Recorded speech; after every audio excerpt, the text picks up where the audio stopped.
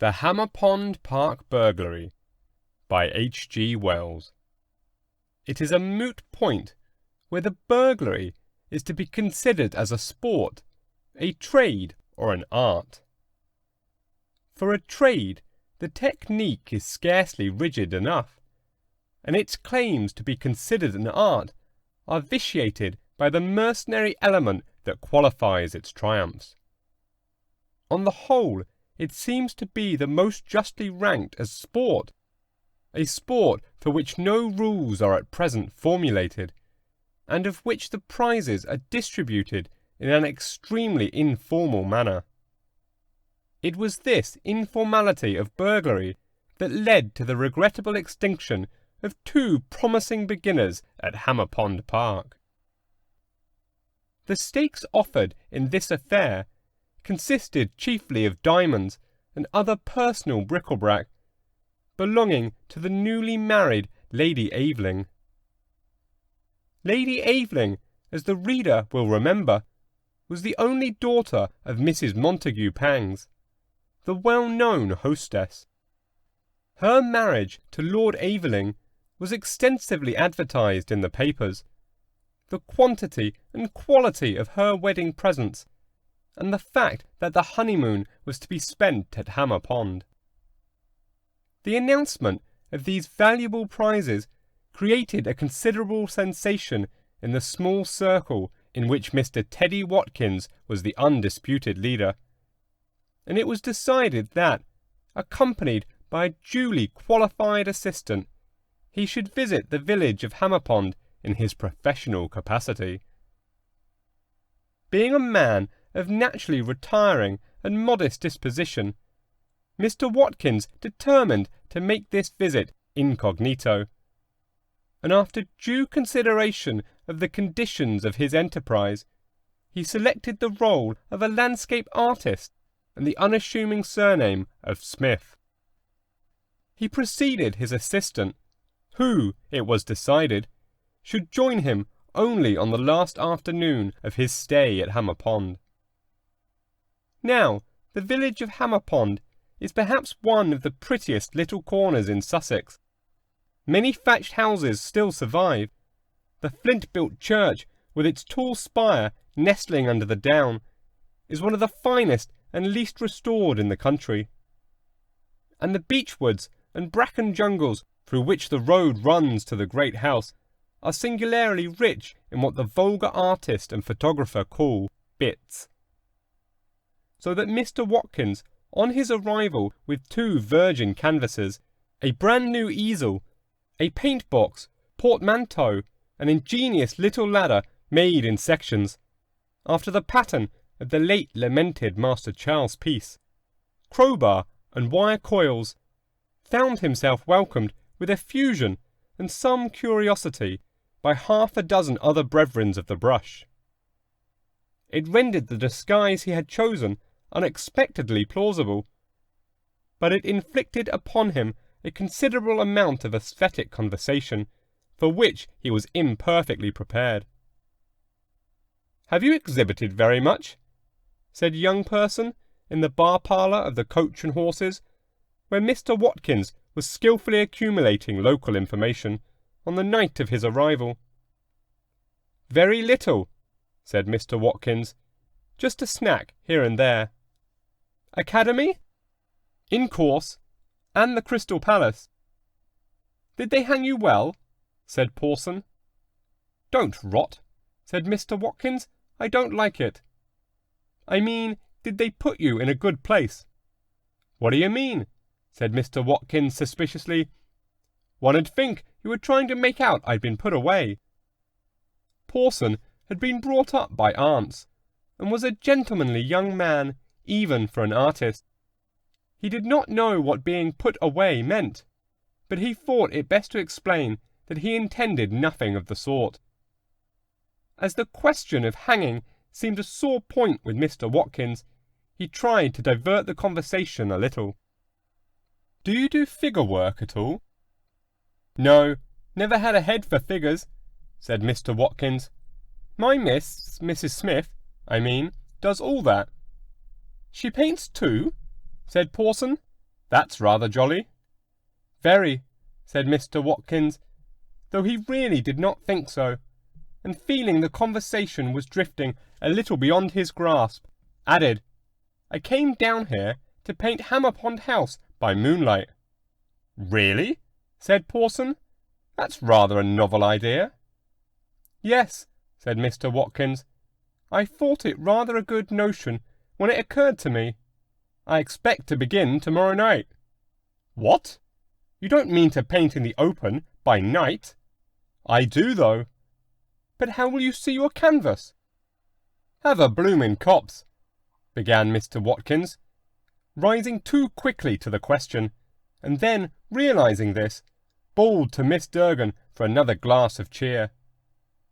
"I'm going to have a thing called a dark lantern," he said to Porson. "But it's about new moon now," objected Porson. "There won't be any moon." "There'll be the house," said Watkins. "At any rate, I'm going, you see, to paint the house first and the moon afterwards." "Oh," said Porson, too staggered to continue the conversation. "They do say," said old Durgan, the landlord, who had maintained a respectful silence during the technical conversation, "as there's no less than 3 policemen from Aylesworth on duty every night in the house. Count of this Lady Aveling and her jewellery. One of 'em won 1,006 last night off second footman, tossin'." Towards sunset next day, Mr. Watkins, virgin canvas, easel, and a very considerable case of other appliances in hand, strolled up the pleasant pathway through the beechwoods to Hammerpond Park, and pitched his apparatus in a strategic position commanding the house. Here he was observed by Mr. Raphael Sant, who was returning across the park from a study of the chalk pits. His curiosity having been fired by Person's account of the new arrival, he turned aside with the idea of discussing nocturnal art. Mr. Watkins was apparently unaware as he approached. A friendly conversation with Lady Hammerpond's butler had just terminated, and that individual, surrounded by the 3 pet dogs, which it was his duty to take for an airing after dinner had been served, was receding in the distance. Mr. Watkins was mixing colour with an air of great industry. Sant, approaching more nearly, was surprised to see the colour in question was as harsh and brilliant an emerald green as it is possible to imagine. Having cultivated an extreme sensibility to colour from his earliest years, he drew the air in sharply between his teeth at the very first glimpse of this brew. Mr. Watkins turned round. He looked annoyed. "What on earth are you going to do with that beastly green?" said Sant. Mr. Watkins realized that his zeal to appear busy in the eyes of the butler had evidently betrayed him into some technical error. He looked at Sant and hesitated. "Pardon my rudeness," said Sant, "but really, that green is altogether too amazing. It came as a shock. What do you mean to do with it?" Mr. Watkins was collecting his resources. Nothing could save the situation but decision. "If you come here interrupting my work," he said, "I'm a-going to paint your face with it." Sant retired, for he was a humorist and a peaceful man. Going down the hill, he met Porson and Wainwright. "Either that man is a genius, or he is a dangerous lunatic," said he. "Just go up and look at his green." And he continued his way, his countenance brightened by a pleasant anticipation of a cheerful affray round an easel in the gloaming and the shedding of much green paint. But to Person and Wainwright, Mr. Watkins was less aggressive, and explained that the green was intended to be the first coating of his picture.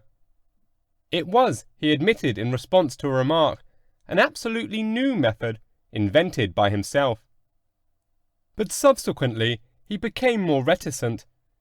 He explained he was not going to tell every passer-by the secret of his own particular style, and added some scathing remarks upon the meanness of people hanging about to pick up such tricks of the master's as they could, which immediately relieved him of their company.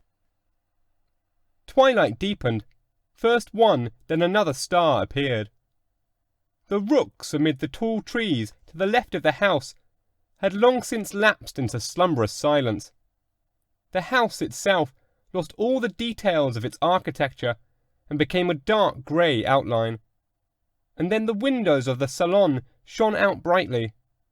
The conservatory was lighted up, and here and there a bedroom window burnt yellow. Had anyone approached the easel in the park, it would have been found deserted.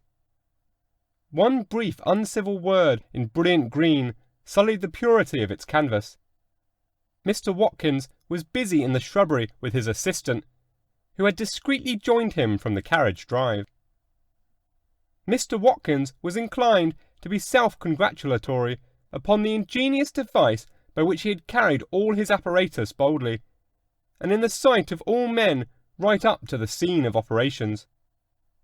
"That's the dressing-room," he said to his assistant, "and as soon as the maid takes the candle away and goes down to supper, we'll call in. My, how nice the house do look, to be sure, against the starlight, and with all its windows and lights. Swap me, Jim. I almost wish I was a painter chap. Have you fixed that there wire across the path from the laundry?" He cautiously approached the house until he stood below the dressing-room window, and began to put together his folding ladder.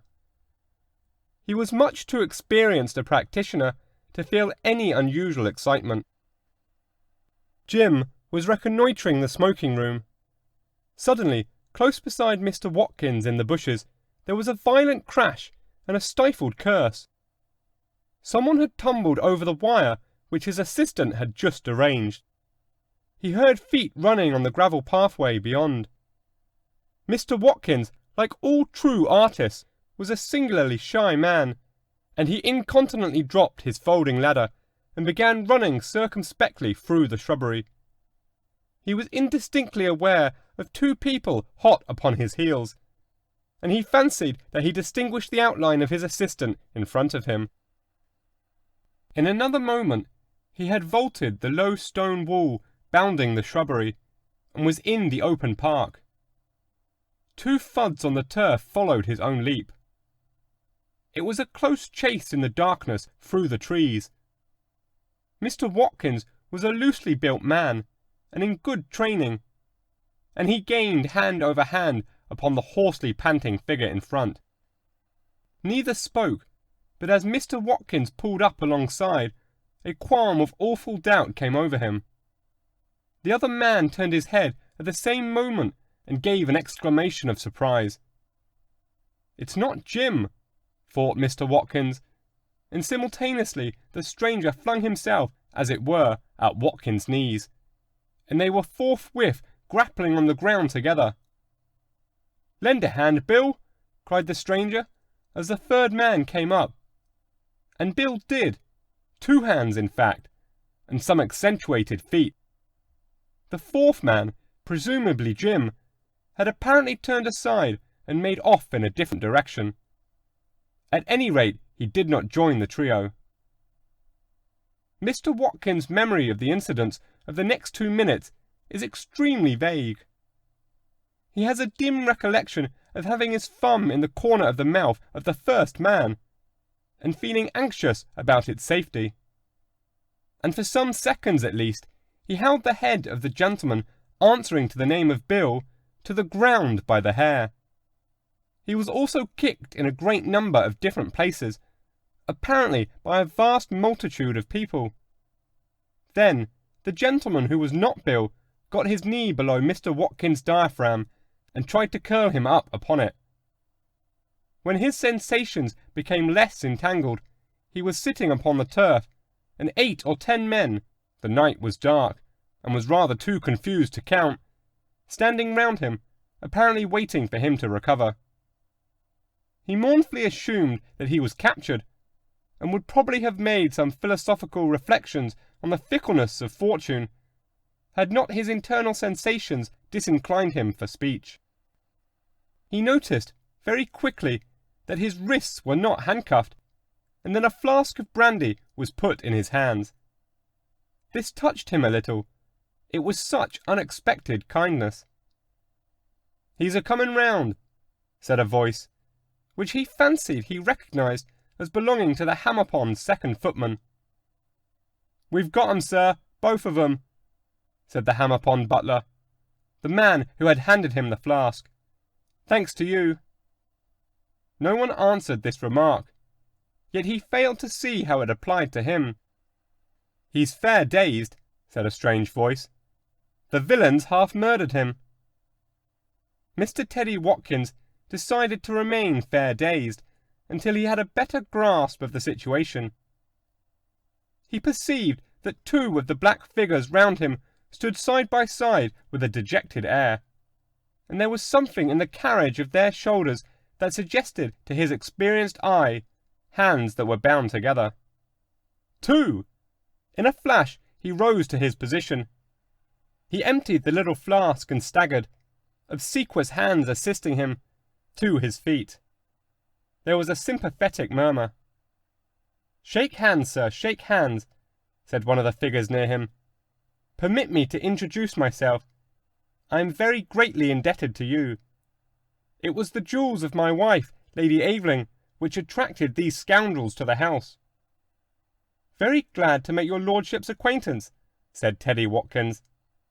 "I presume you saw the rascals making for the shrubbery, and dropped down on them." "That's exactly how it happened," said Mr. Watkins.